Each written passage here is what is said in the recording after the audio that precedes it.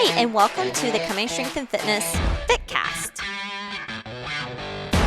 I'm Jill, coach and owner of CSNF, and I'm here along with my team to take your fitness experience to a new level. In each episode, we'll bring you helpful conversations with our coaches, members, and guests to provide additional value to your gym experience and understanding to our mission at CSNF to change lives through fitness. Hope you enjoy the episode. Did I tell you what my son did to me the other day? What? Pulled his pants down, put his bare butt cheeks on my coffee table, and ripped one. Stood up, pulled his pants up, and said, "That was awesome." He sits back down on the sofa, and I scratch my head, and I'm like, he definitely got that from me. And that's our opener. Hey, everybody. Guys, we are talking about what our kids pick up from us as parents.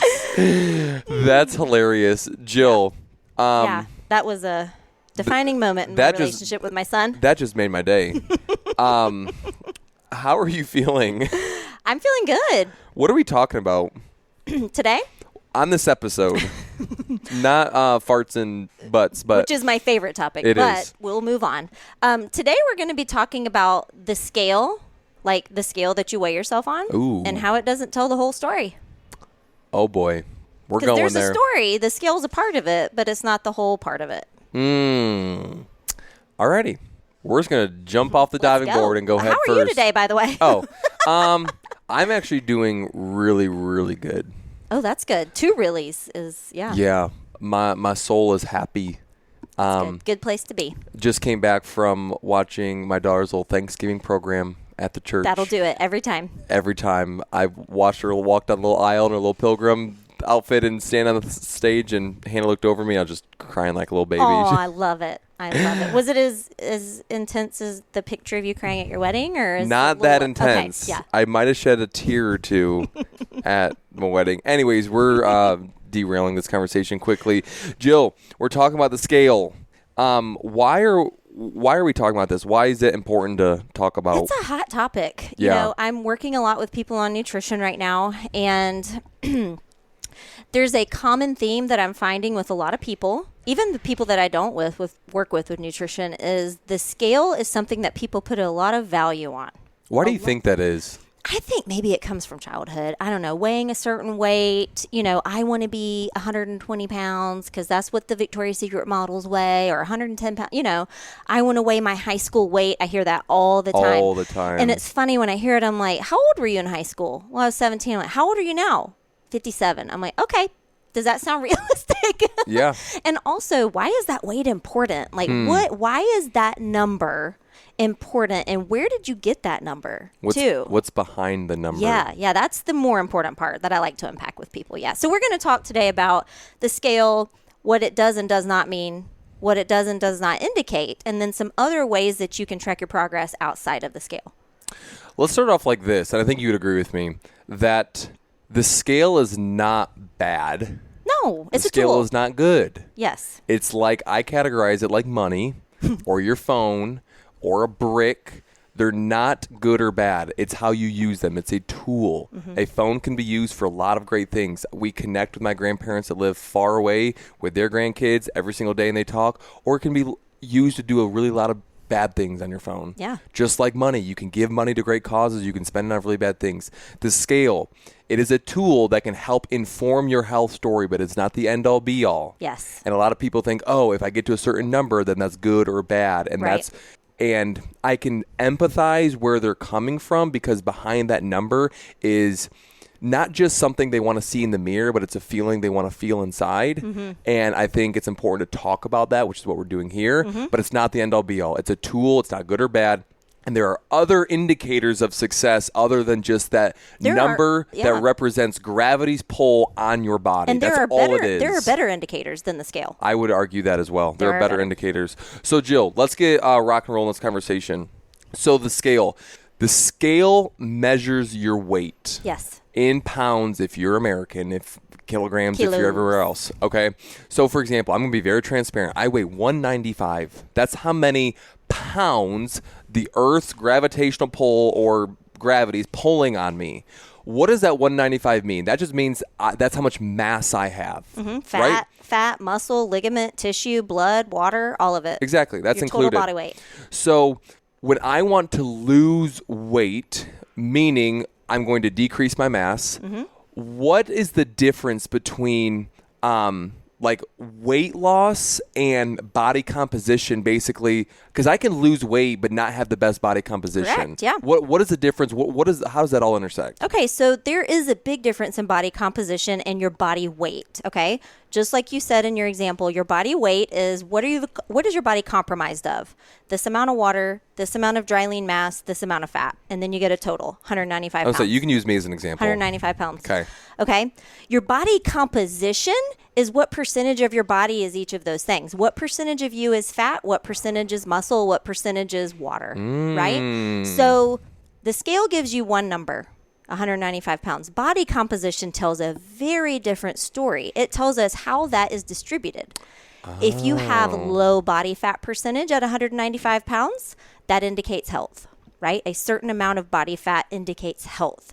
If you have a high body fat percentage at 195 pounds, that indicates we need to make some changes. So I can have two guys lined up side by side.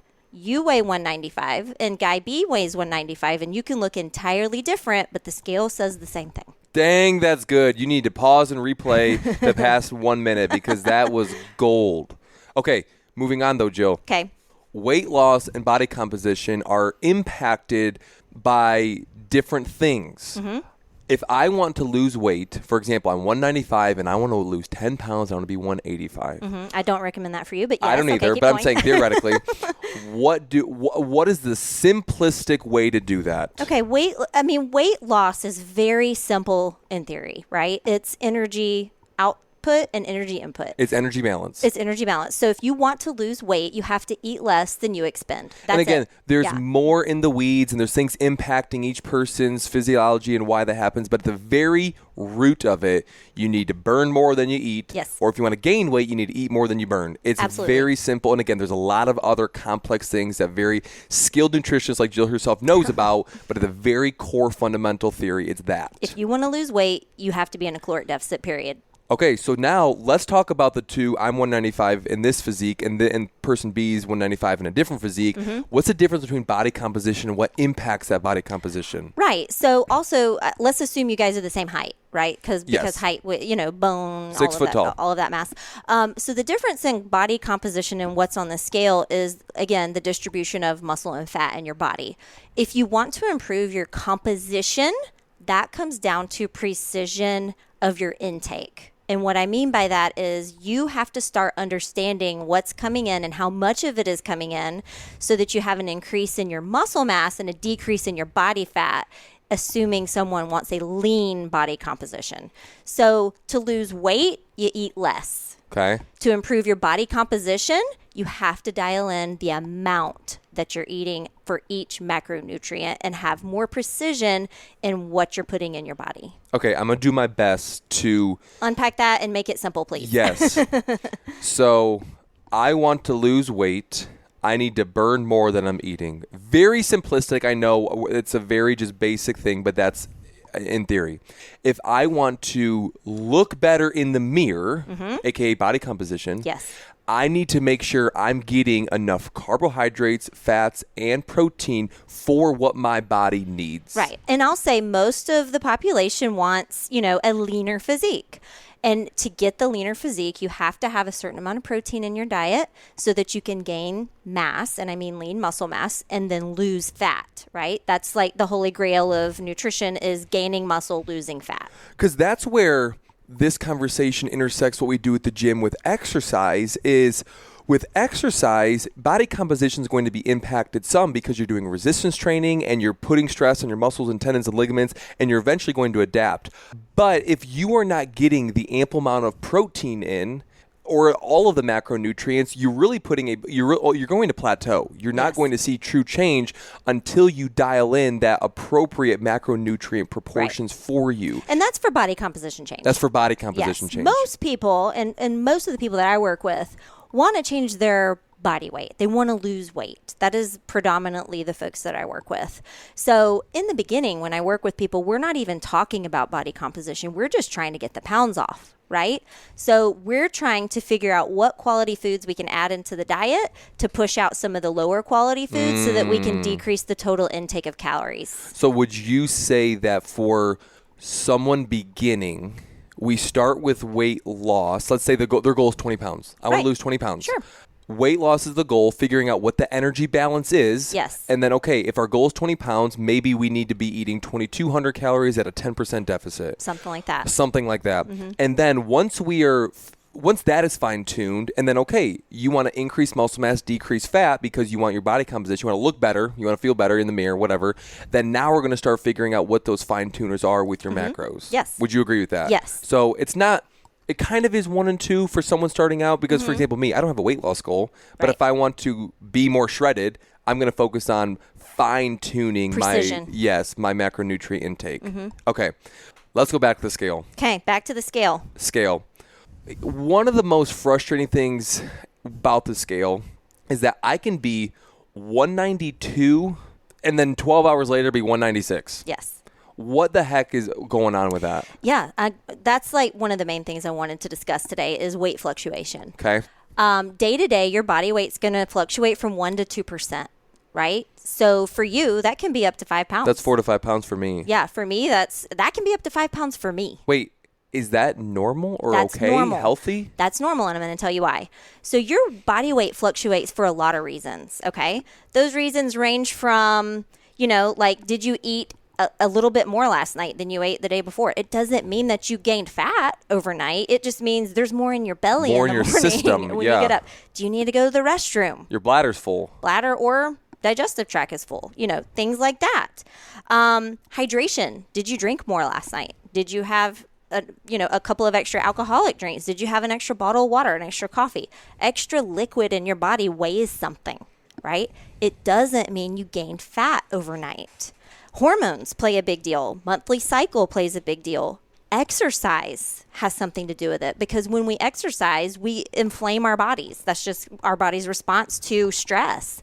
And that can cause the weight to change. So there are a lot of different things that play when you step onto that scale. So that's why personally I like to use it as a tool, but it's not the end all be all because it can fluctuate so frequently. So what I like to suggest for people who are hung up on a number is let's not weigh every day. It's going to be different, like 1 to 2 to 3 pounds difference.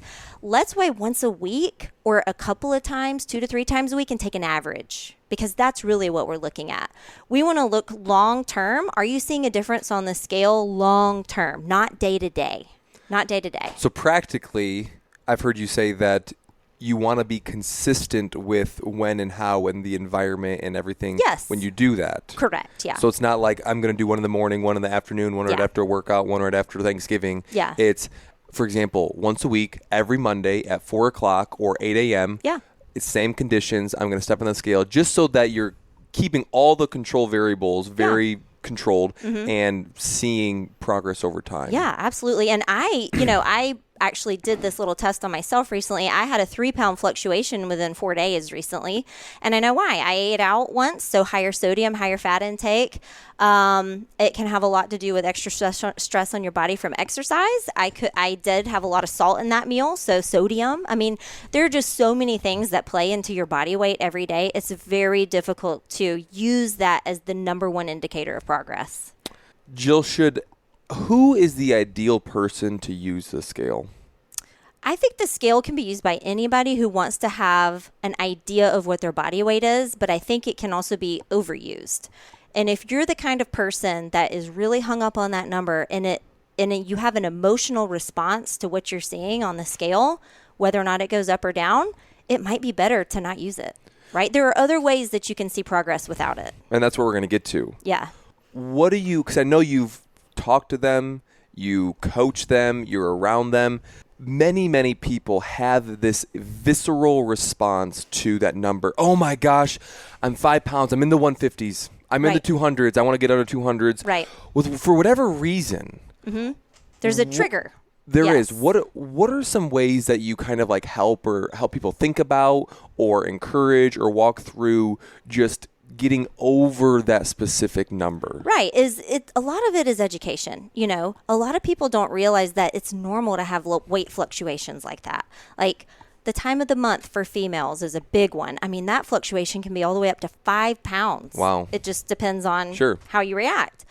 Eating out, having more water the day before, like so many things impact that. So when I'm having a conversation with someone about it, I'm like, did you eat more last night? Well, yeah, we went out. Did you have more sodium? Yeah. Is it the time of the month? Yeah. So, okay, you had a 2-pound increase today, but it's probably not going to look like that in 2 more days. So we just like to look at things over the long haul. If I see something that is increasing over 3 months, then maybe the scale is an indicator that something's off.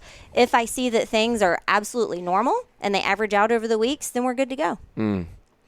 So before we move on, I'll give my Alex 2 cents here, because what I have realized in my almost 10 years in this field as well is that people subconsciously will value their bodies more at a leaner weight or at a thinner weight or a more muscular weight. And then when they, quote, fall off the wagon, they value their body less and they dislike their body more.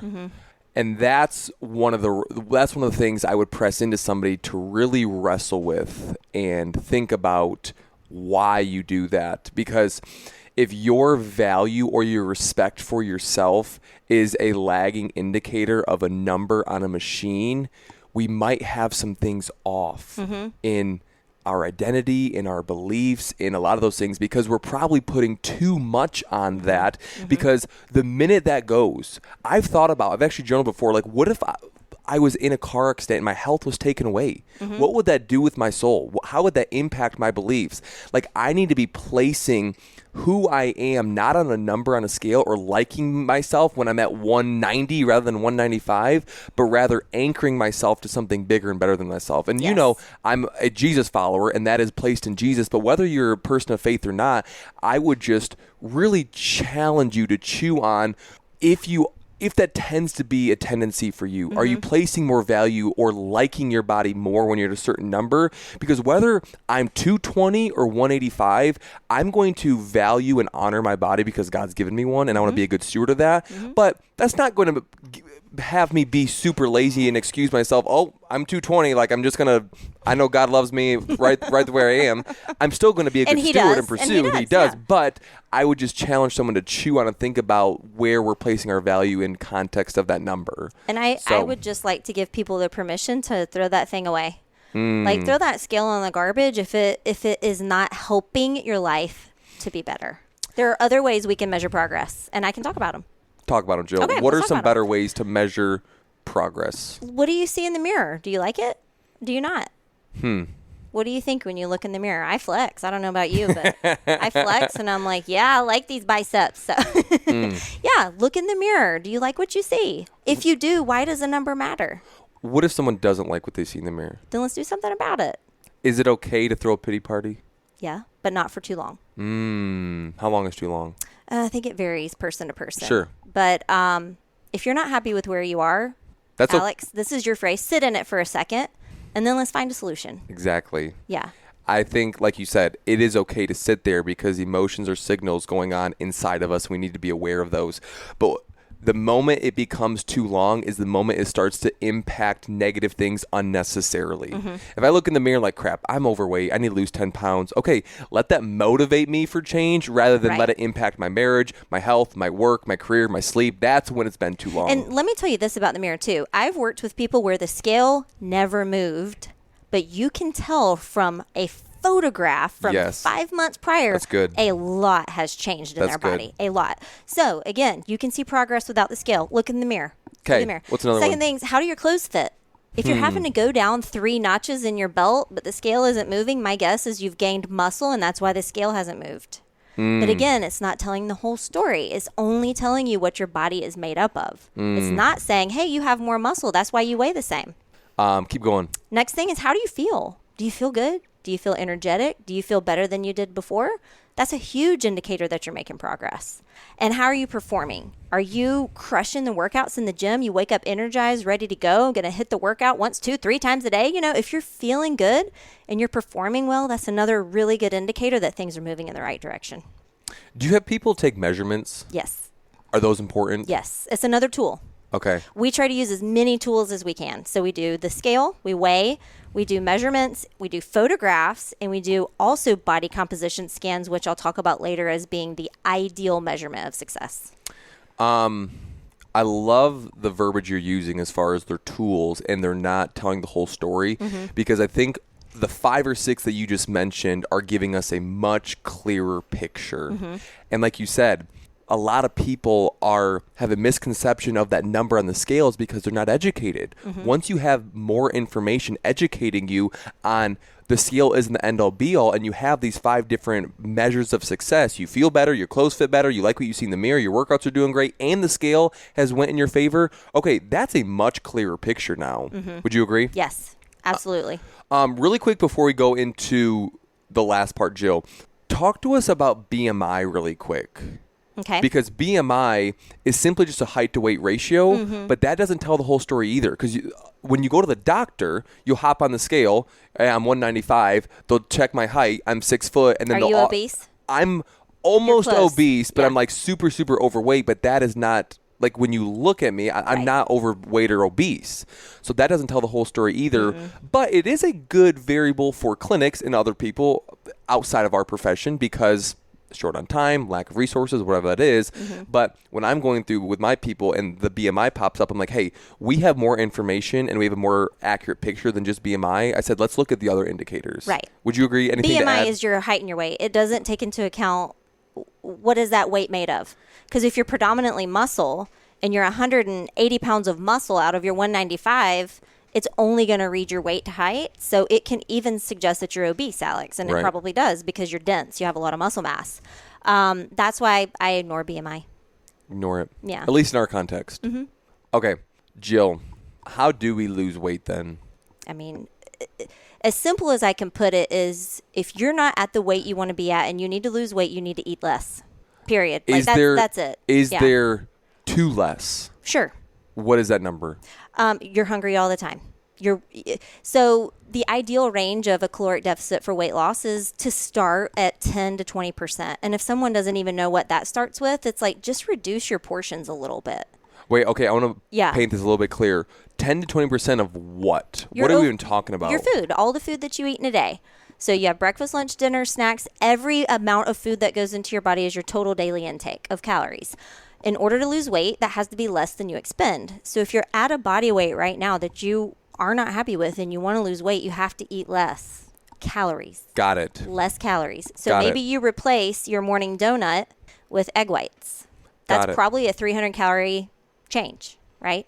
Or maybe for lunch, instead of eating a sub sandwich, you put one piece of bread on it, and instead of having the chips, you have an apple. I want you to unpack a very commonly held belief that I don't think is true in the fact that, well, if I want to have a bigger deficit, I'm just going to lose more weight. Meaning, my deficit, let's say I eat 2,200 calories, I'm going to be in a 10% deficit, which I'm going to eat 1,800 calories. Well, if I go down to 14 or 12 or only eat 1,000 calories a day, then I'm going to lose more weight and it's going to be and it's going to come off even faster. Why is that not the best way forward? So, yes, that would work. I mean, being in a caloric deficit is a scientific equation. If you're eating less than you expend, you're going to lose weight. The problem is with too much of a deficit is that it's not sustainable. So you're going to find that if you're eating 1,200 calories a day, your starvation mode is going to be out of the roof and you're going to binge because you're going to be so hungry. So it's finding the balance between being in a deficit but not starving yourself so that you can sustain that deficit long enough to lose the weight.